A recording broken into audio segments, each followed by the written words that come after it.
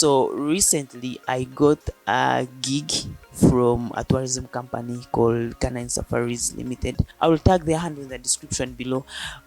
But what happened is that I never went with them on this trip because I was fixed somewhere else, but I had the gig already. So what I did is that I wrote down a script and gave it to the tour guide. I told this tour guide is actually one of the founders of Canine Safaris Limited, of the company itself, and he has some videography skills. So what I did is that I wrote down all the shots that I wanted him to shoot. Like I told him, when they're entering the car, I need this shot. When they are getting out, I need this shot. When so and so is talking, I need this shot. I told him I need all the close-ups, the wides, the reaction shots, the landscape shots, all those shots. Well, I can say he did pretty a good job, as you can see on the screen, though some shots did not come out the way I wanted them to. But anyway, I appreciate his work. He really did a good job.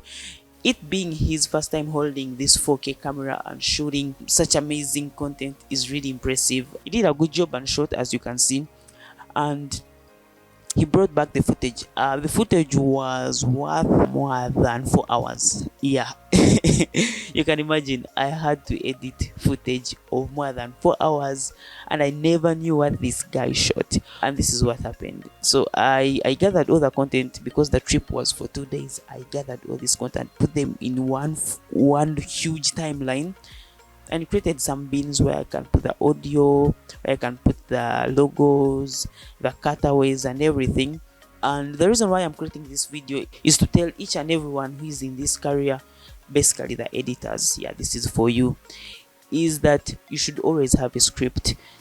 Because I imagine if I had never written down a script for this guy, I literally don't know what he would have done for me, because I had to edit this. I am part of the company, I have to do their shooting and editing. Then the other thing is that while shooting, have the editing in mind. Well, since he was a beginner, he didn't shoot with the concept of editing in mind. But if you are a videographer or a cinematographer out there, always have this in mind. Shoot with editing in mind, you know, because it gave me quite a hard time editing these clips, adding them together so that I can create this beautiful, mind-blowing video. I will definitely add it in the description below so you can check it out and you can rate my editing skills.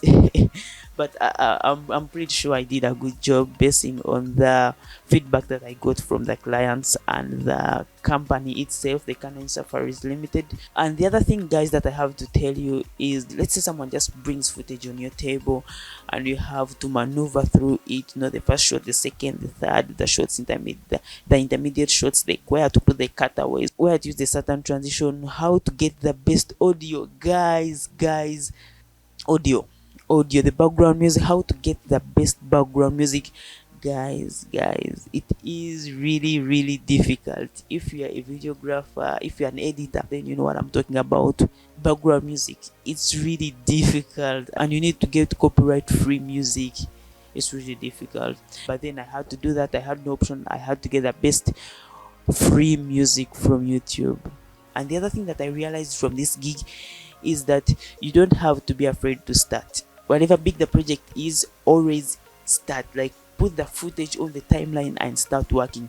Because from my own experience, I had 4 hours of footage, and the clients needed something like 20 or 15 minutes. Now the video is actually 12 to 14 minutes, but I had 4 hours of footage.